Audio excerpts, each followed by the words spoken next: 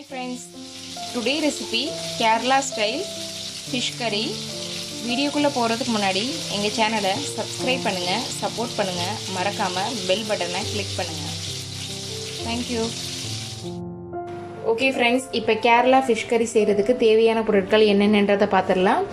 நான் ஒரு பாதி சின்ன வெங்காயம் அதாவது மீடியம் சைஸ் வெங்காயத்தில் பாதி எடுத்து அதுவும் இஞ்சியும் எடுத்து நல்லா தட்டி எடுத்து வச்சுக்கிட்டேன். அப்புறம் தேங்காய் இந்த கப்பால் ஒரு அரை கப் தேங்காய் எடுத்திருக்கேன். அப்புறம் மீன் ஒரு 2 பீஸ் மண்டையும் மொத்தம் 4 பீஸ் மீன் எடுத்திருக்கேன். இந்த மீன் கோரா மீன் அப்படின்றத சொல்லுவாங்க. அப்புறம் மாங்காய் தோலை கட் பண்ணிவிட்டு இந்த மாதிரி எடுத்திருக்கேன். அப்புறம் கருவேப்பிலை, அப்புறம் மிளகாத்தூள் ஒரு டேபிள் ஸ்பூன், மஞ்சத்தூள் ஒரு 1/4 டீஸ்பூன், அப்புறம் மல்லித்தூள் 1 டேபிள் ஸ்பூன். இதுதான் அது கொடம்புளின்றது. ஸோ இந்த கேரளாலெல்லாம் ஃபுல் அண்ட் ஃபுல் இந்த புளி தான் யூஸ் பண்ணுவாங்க. ஸோ நான் இந்த புளியை எடுத்திருக்கேன். ஸோ இதையும் ஊற வச்சிடலாம். இப்போ ஃபஸ்ட்டு இந்த தேங்காய் இது எல்லாத்தையுமே ஒரு ஃபைன் பேஸ்ட்டாக அரைச்சி எடுத்துக்கலாம். இப்போ மிக்ஸி ஜாருக்கு தேங்காவை மாற்றியாச்சு. இப்போ நம்ம வச்சுருக்க மசாலாவை இதோடய சேர்த்துடலாம். மசாலாவையும் இதோடய சேர்த்து அரைச்சி எடுத்துக்கலாம். நீங்கள் காரத்துக்கு ஏற்றாப்புல மிளகாத்தூள் சேர்த்துக்கங்க. என்னோடய மிளகாத்தூள் ரொம்ப காரமாக இருக்கும். ஸோ அதனால நான் ஒரு டேபிள் ஸ்பூன் மட்டும் தான் எடுத்துக்கிட்டேன். நீங்கள் காரத்துக்கு ஏற்றாப்பாரு மிளகாத்தூள் எடுத்துக்கோங்க. இப்போ இது நல்லா ஒரு ஃபைன் பேஸ்ட்டாக கொஞ்சோண்டு வாட்டர் சேர்த்து அரைச்சிக்கலாம். இப்போ இதை நல்லா இந்த மாதிரி ஃபைன் பேஸ்ட்டாக அரைச்சி எடுத்துக்கோங்க. ஸோ இப்போ நம்ம வச்சுருக்கதை இதை நம்ம மண் சட்டியில் தான் செய்ய போகிறேன். ஸோ இதில் ஊற்றிக்கலாம். இப்போ இதில் கொஞ்சம் ஒரு 3 டம்ளர் தண்ணி சேர்த்துக்கலாம். இப்போ இதை நல்லா கலந்து விட்டுக்கோங்க. கலந்து விட்டுட்டு இதை நம்ம அடுப்பில் வச்சிடலாம். இப்போ அடுப்பில் வச்சாச்சு. இது நல்லா கொதிக்கட்டும். மீடியம் ஃப்ளேமில் வைங்க. இப்போ குழம்பு நல்லா கொதிக்குது. இப்போ நம்ம வச்சுருக்க மாங்காவையும் மீனையும் இதோட சேர்த்துடலாம். இப்போ மாங்காய் சேர்த்துக்கிட்டேன். இப்போ இதோட மீனை கொஞ்சம் சேர்த்துக்கலாம்.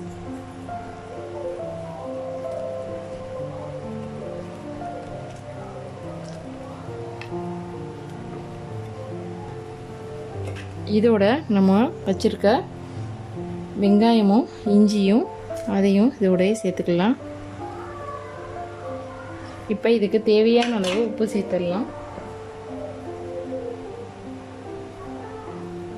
இப்போ இதை நல்லா மிக்ஸ் பண்ணி விட்டுக்கோங்க.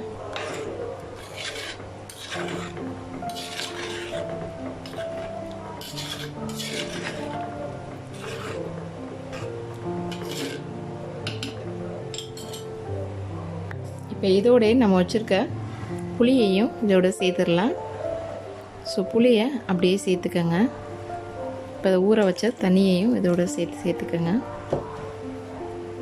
இப்போ நல்லா கொதிக்கட்டும்.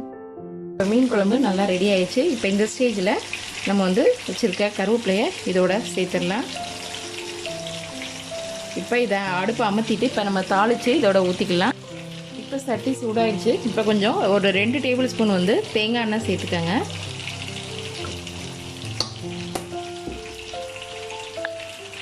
இப்போ எண்ணெய் சூடாயிடுச்சு. இப்போ கடுகு சேர்த்துக்கலாம். கடுகு உளுந்தம் பருப்பு 1 டீஸ்பூன். அப்புறம் வெந்தயம் 1 டீஸ்பூன் சேர்த்துக்கோங்க.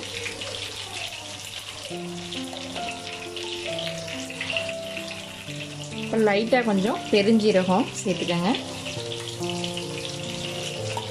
இப்போ நான் இதில் பொடியாக வெங்காயமும் இஞ்சியும் இந்த மாதிரி பொடியாக கட் பண்ணி எடுத்திருக்கேன்.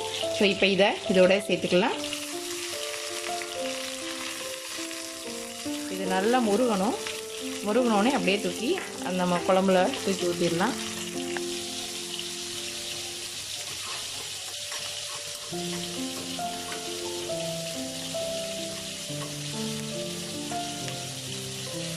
இப்போ இது நல்லா முருகிச்சு. இப்போ இதை ஆஃப் பண்ணிடலாம்.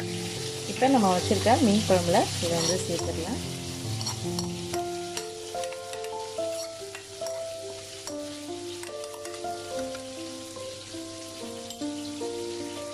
ஓகே ஃப்ரெண்ட்ஸ், சூப்பராக ரெடி ஆயிடுச்சு மீன் குழம்பு கேரளா ஸ்டைல். கண்டிப்பாக ட்ரை பண்ணி பாருங்கள். ரொம்பவே சூப்பராக இருக்கும்.